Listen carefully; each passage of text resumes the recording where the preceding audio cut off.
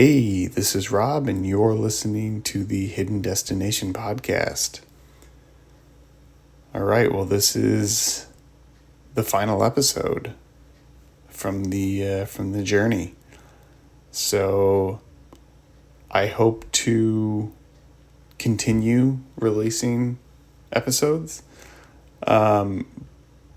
but I think they'll be more in the form of like Saddle Time Philosophy, which I'm excited to sort of pursue as its own entity.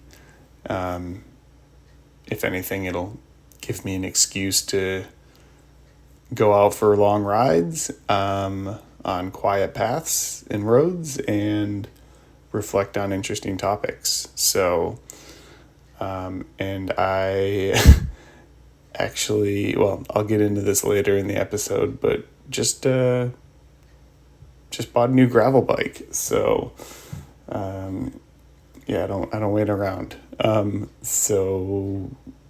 Okay. Yeah, like I said, today is September 26th. I'll be recapping my ride home on the 24th and everything associated with that ride.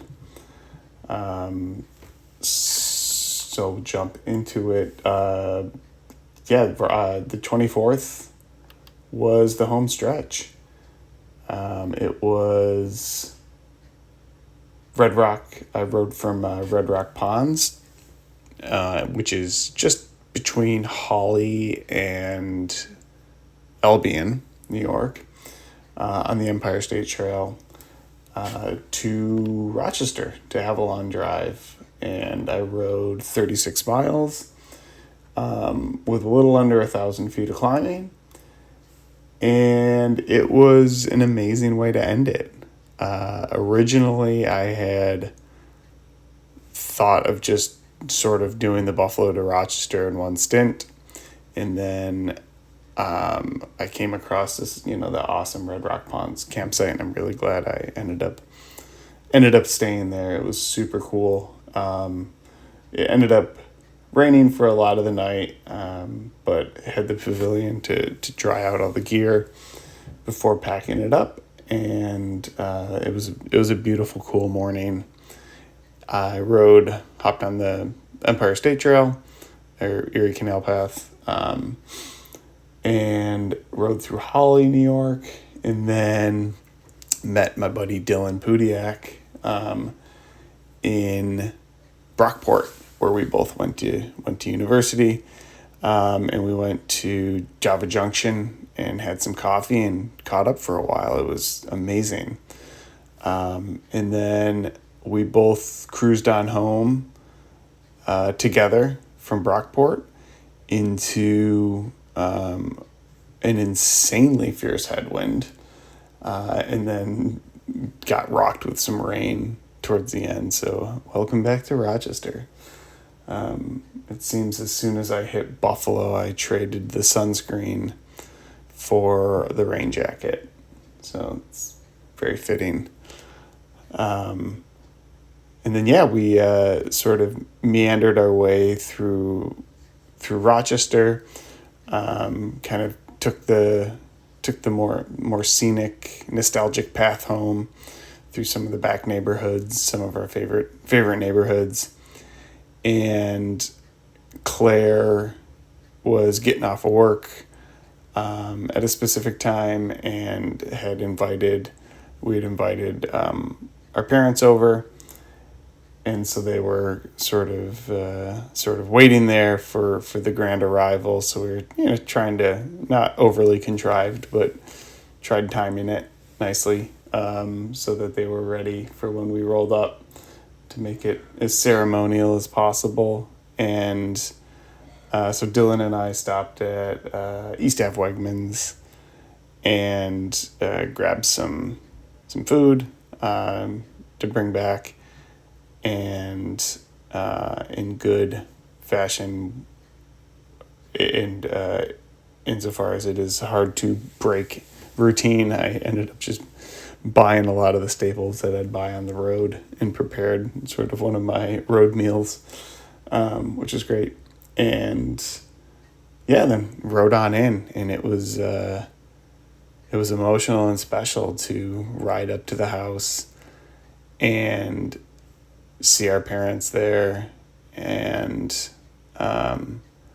just have them cheering on with signs. And it was, it was the perfect homecoming, and having Dylan there for the ride back in, somebody who's been sort of a staple component of my cycling, just my entire time on the bike. He's been through all the different phases of riding, all the, we've done a ton of adventures together. We have so many memories together on the bike. So to like have that also incorporate into our bank of memories, is really special. So huge thanks to him for taking the entire day off of work, just to be there. So definitely means a lot. But yeah, it was an incredibly special way to end things. One of the big takeaways, I think, from this trip, has been I loved long hauling. Like, long hauling over several months was an incredibly special, fun, unique way to travel. But it definitely got me itching for doing longer days in the saddle with higher mileage and a lighter setup. So like I did enjoy those like long stretches of like, several hours of just pushing, and maybe starting to pursue more of the endurance side of cycling, versus the touring, or at least, having that as a blend of things. So, the long haul trucker, the disc trucker bike that I have is great for doing, loaded touring, and it's heavy, and it's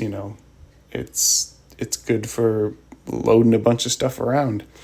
But I've met a lot of people who are doing, some touring, and bike packing fast and light, and that's their preferred method. And I was like, that sounds cool. I kind of want to give that a shot. So that'll be the next project. And I was really lucky that I, didn't really dip into my savings as much as I was expecting, really, if at all. So had some fortunate financial situations sort of come my way throughout the duration of the trip. So I was able to sort of invest in a gravel bike when I got home, which was, I would say, actually under 24 hours from the time I arrived. I knew exactly. I'd been thinking about it for a while.